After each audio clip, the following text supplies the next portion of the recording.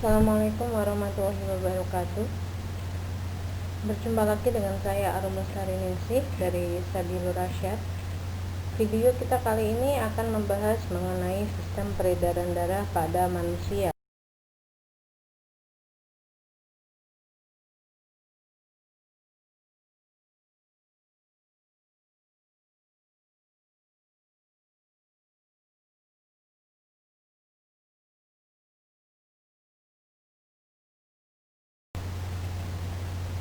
Tujuan pembelajaran pada video kita kali ini, yang pertama mengenai fungsi darah, yang kedua komposisi darah, yang ketiga kita dapat mengenal golongan darah manusia, yang keempat dapat mengidentifikasi organ sistem peredaran darah manusia, lalu macam-macam peredaran darah pada manusia serta prosesnya, dan yang terakhir kita dapat mengetahui berbagai kelainan pada sistem peredaran darah manusia.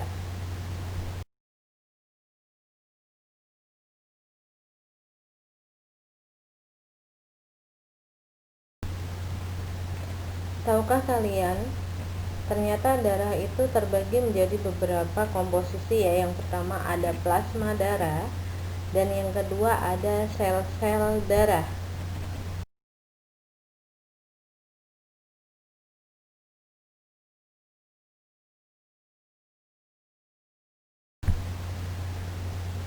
Plasma darah itu mengandung 90% air dan zat-zat terlarut lainnya berwarna kekuningan berupa cairan ya. Fungsinya yaitu dapat mengatur tekanan osmosis darah, dapat membawa zat makanan ke seluruh tubuh, serta mengangkut sisa zat metabolisme.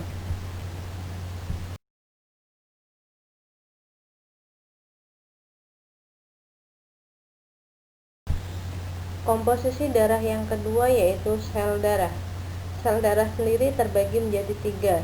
Ada eritrosit, ada trombosit, dan leukosit.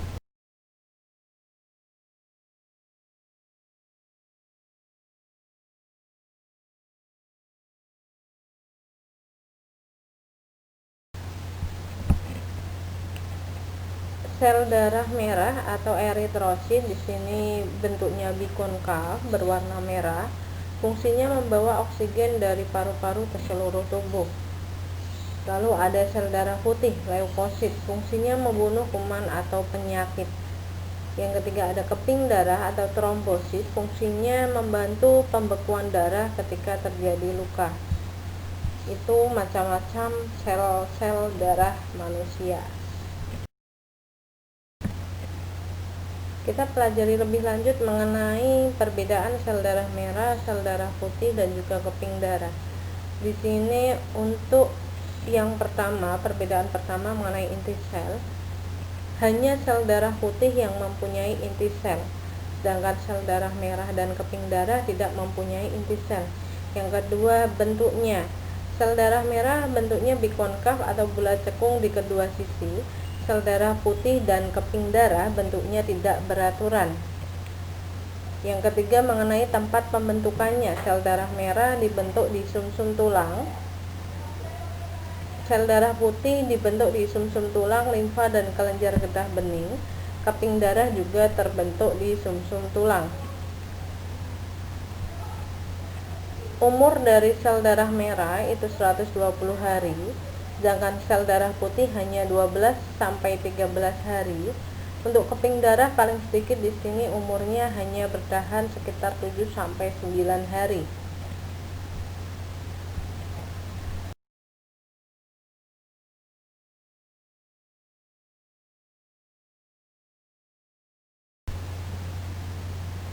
Kita bisa perhatikan beberapa bentuk-bentuk dari sel darah.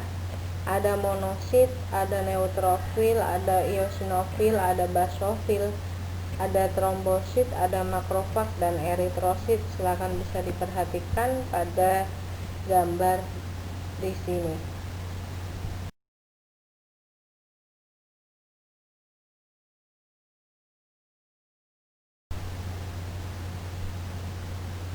Kita masuk mengenai penggolongan darah ya. Penggolongan darah pada manusia di sini yang akan kita pelajari mengenai sistem penggolongan darah A, B, O. Di sini jenis golongan darah yang ada di manusia ada 4 ya. Ada golongan darah A, B, AB, dan O. Perbedaannya di mana? Golongan darah A mempunyai aglutinogen A dan aglutinin B. Golongan darah B mempunyai aglutinogen B dan aglutinin A. Golongan darah AB hanya mempunyai aglutinogen tetapi tidak mempunyai aglutinin. Golongan darah O tidak mempunyai aglutinogen tetapi mempunyai aglutinin A dan B.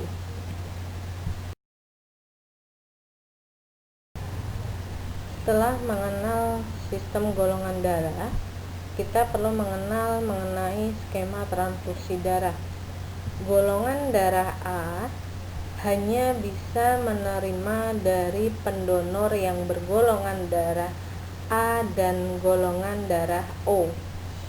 Sedangkan golongan darah B hanya bisa menerima dari pendonor yang bergolongan darah B dan pendonor yang bergolongan darah O. Pendonor yang bergolongan darah A, B, AB, dan O dapat mendonorkan darah kepada golongan darah AB. Golongan darah O hanya bisa menerima dari pendonor yang bergolongan darah O.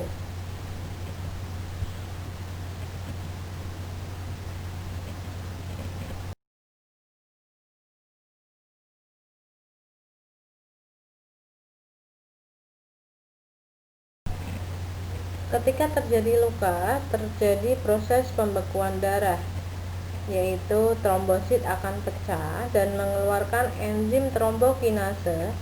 Enzim trombokinase di sini akan mengubah protrombin menjadi trombin dengan bantuan ion kalsium dan vitamin K.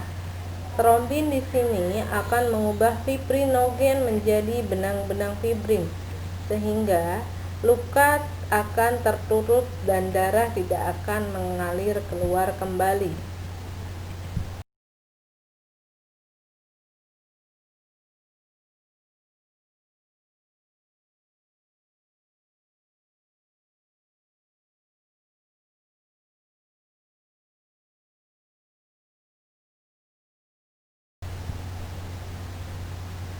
Organ-organ pada sistem peredaran darah pada manusia yaitu ada jantung.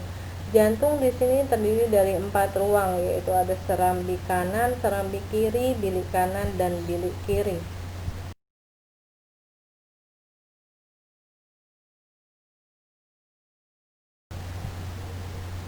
Selain jantung, pembuluh darah juga berfungsi dalam sistem peredaran darah pada manusia. Pembuluh darah dibedakan menjadi 3. Yang pertama ada pembuluh nadi atau arteri, yang kedua ada pembuluh balik atau vena, dan yang ketiga ada pembuluh kapiler. Pembuluh nadi di sini berfungsi mengalirkan darah keluar dari jantung, sedangkan pembuluh balik atau vena di sini berfungsi mengalirkan darah masuk ke dalam jantung. Yang ketiga pembuluh kapiler. Pembuluh kapiler di sini berfungsi menghubungkan antara arteri dan vena terkecil. Bagaimana sih proses sistem peredaran darah pada manusia? Coba perhatikan penjelasan dari saya berikut ini ya. Darah yang kaya akan CO2 akan masuk ke jantung lewat serambi kanan. Dari serambi kanan darah masuk ke bilik kanan. Dari bilik kanan darah dipompa menuju ke paru-paru. Di paru-paru CO2 akan berdifusi dengan oksigen. Darah yang kaya akan oksigen keluar dari paru-paru menuju jantung lewat serambi kiri. Dari serambi kiri darah masuk ke bilik kiri. Dari bilik kiri, darah akan dipompa ke seluruh tubuh. Darah tersebut kaya akan oksigen. Dari seluruh tubuh, darah akan membawa karbon dioksida kembali menuju ke jantung, masuk ke serambi kanan. Begitu seterusnya proses peredaran darah pada manusia.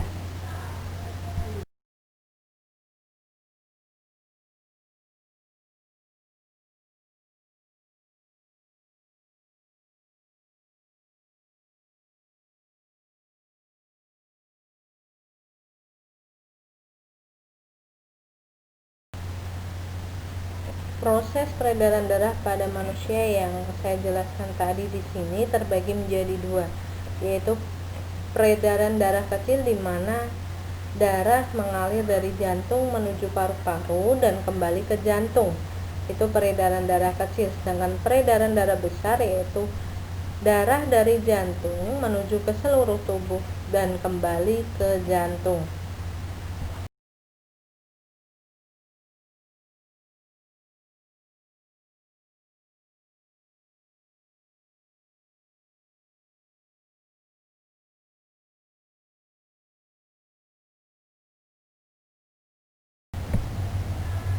Setelah mempelajari macam-macam peredaran darah, prosesnya, komposisi darah, golongan darah, pembekuan darah, kita akan mempelajari mengenai kelainan pada sistem peredaran darah manusia.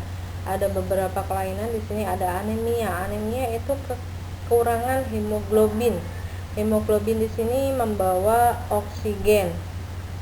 Jadi ketika terjadi anemia, tubuh kita akan terasa lemas. Yang kedua ada leukemia. Leukemia itu adalah kelebihan dari sel darah putih atau kelebihan leukosit. Yang ketiga ada hemofili. Hemofili di sini keadaan darah di mana darah sukar membeku, berkaitan dengan fungsi trombosit yang kurang maksimal. Lalu ada varises. Kelainan varises di sini merupakan kelainan pembuluh balik yang melebar atau pembuluh vena yang melebar. Lalu ada talasemia.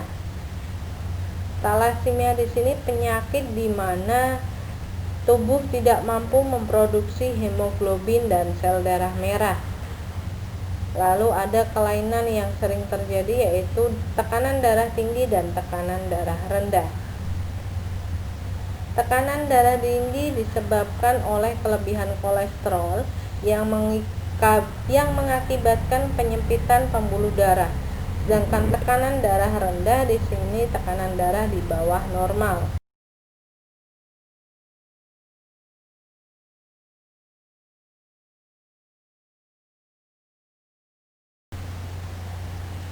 Baik, terima kasih banyak telah mengikuti pembelajaran pada video kita kali ini mengenai sistem peredaran darah manusia. Jangan lupa subscribe YouTube Arum Lestari Ningsih dan Sabilur Rasyad Islamic Boarding School. Sampai jumpa kembali pada pertemuan di video pembelajaran berikutnya. Assalamualaikum warahmatullahi wabarakatuh.